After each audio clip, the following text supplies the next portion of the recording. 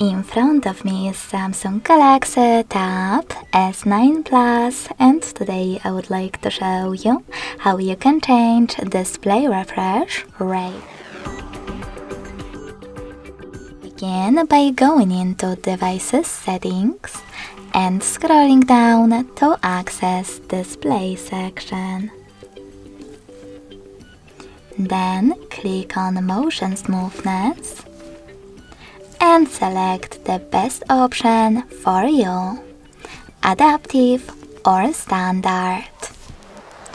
Then, to save a new one, hit Apply at the bottom. So when I do that, as you can see, screen refresh rate of my tablet has changed.